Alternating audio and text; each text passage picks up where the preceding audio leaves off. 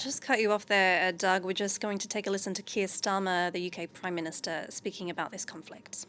The Kingdom was not involved in the initial strikes on Iran by the US and Israel. That decision was deliberate. We believe that the best way forward for the region and for the world is a negotiated settlement in which Iran agrees to give up any aspirations to develop a nuclear weapon and ceases its destabilising activity across the region. That has been the long-standing position of successive British governments. President Trump has expressed his disagreement with our decision not to get involved in the initial strikes. But it is my duty to judge what is in Britain's national interest. That is what I've done, and I stand by it. But, Mr. Speaker, it is clear that Iran's outrageous response has become a threat to our people, our interests, and our allies, and it cannot be ignored. Iran has lashed out across the region. They've launched hundreds of missiles and thousands of drones at countries which did not attack them, including the UAE, Saudi Arabia, Kuwait, Qatar, Iraq, Bahrain and Oman. And overnight, Hezbollah, Iran's proxy in Lebanon, launched attacks on Israel, seeking to escalate the war. Mr. Speaker, there are an estimated 300,000 British citizens in the region, residents, families on holiday, and those in transit. Iran has hit airports and hotels where British citizens are staying. It is deeply concerning for the whole House and the whole country.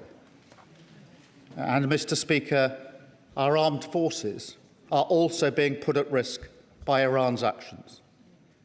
On Saturday, Iran hit a military base in Bahrain with missiles and drones.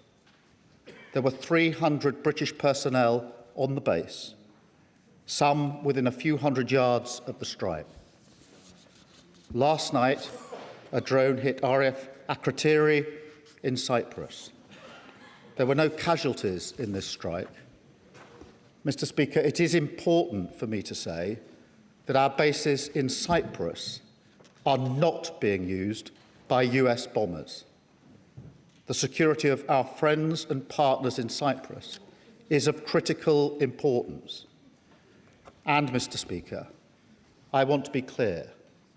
The strike on RAF Akrotiri in Cyprus was not in response to any decision that we have taken. In our assessment, the drone was launched prior to our announcement. Iran's aggression towards Britain and our interests is long-standing, and that's why we've always ensured that protections for British bases and personnel are at their highest level. Mr. Speaker, it is very clear that the death of the Supreme Leader will not stop Iran from launching these strikes. In fact, their approach is becoming even more reckless and more dangerous to civilians. They are working ruthlessly and deliberately through a plan to strike not only military targets, but also economic targets in the region, with no regard for civilian casualties.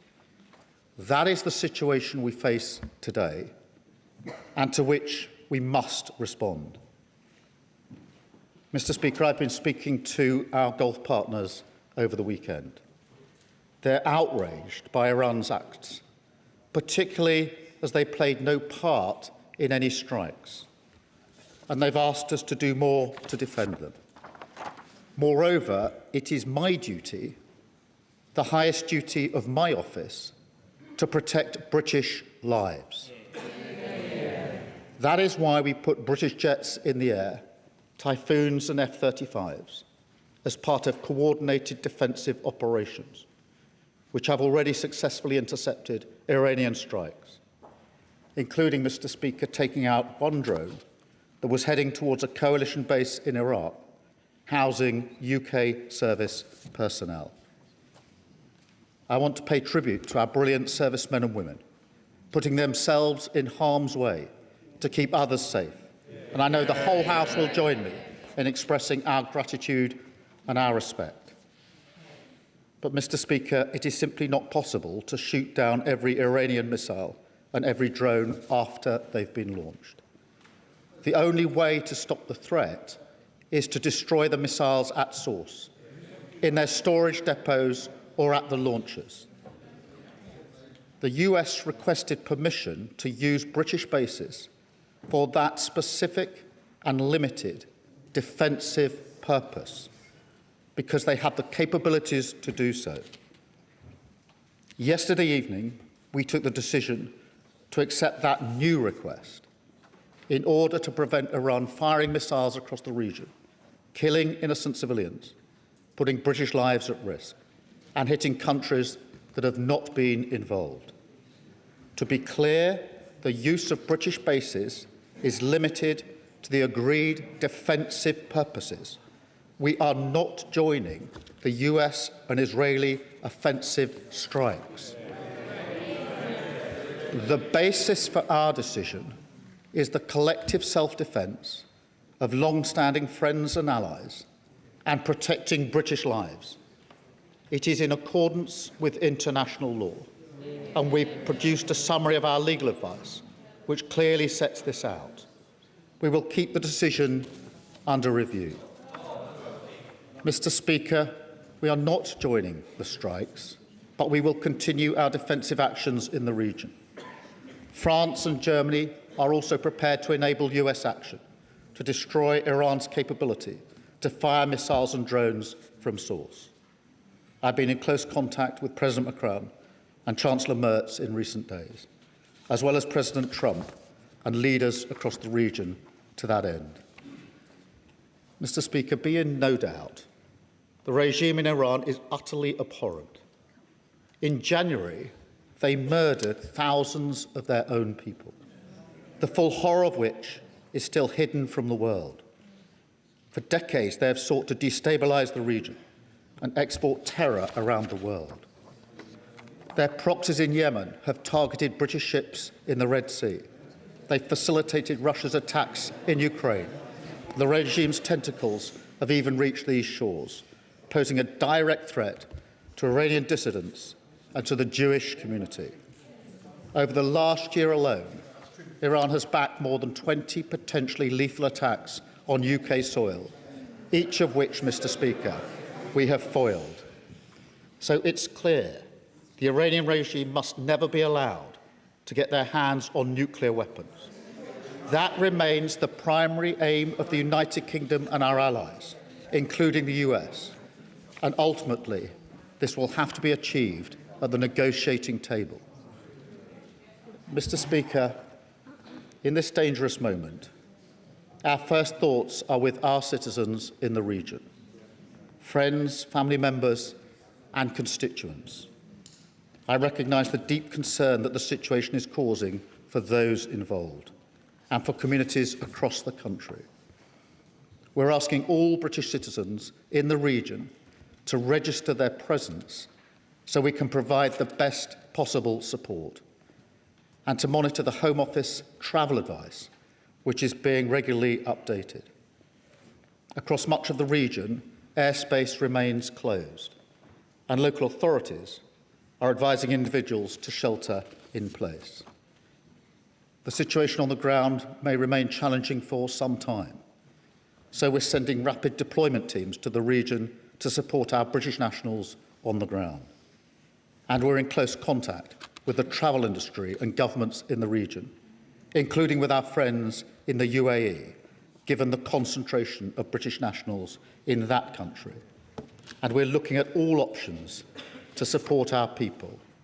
We want to ensure that they can return home as swiftly and safely as possible.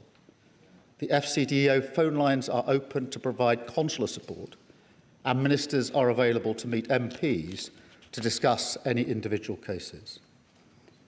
Mr. Speaker, we're also reaching out to communities across the United Kingdom, including Muslim and Jewish community organisations. And we're making sure that sites across the country, including places of worship, have appropriate protective security in place. Mr. Speaker, the situation in the region is developing rapidly, so we will continue to update the House in coming days. Mr. Speaker, I've spoken recently about the toll that global events are taking here at home. They come crashing into our lives with ever greater frequency, hitting our economy, driving up prices on the supermarket shelves or at the pump, dividing communities, bringing anxiety and fear. That's why how we operate on the world stage matters so much. Mr. Speaker, we all remember the mistakes of Iraq, and we have learned those lessons. Any UK actions must always have a lawful basis and a viable, thought-through plan. I say again, we were not involved in the initial strikes on Iran, and we will not join offensive action now. But in the face of Iran's barrage of missiles and drones, we will protect our people in the region and support the collective self-defence of our allies, because that is our duty to the British people. It is the best way to eliminate the urgent threat, to prevent the situation spiralling further, and support a return to diplomacy. It is the best way to protect British interests and British lives. That is what this government is doing, and I commend this statement to the House.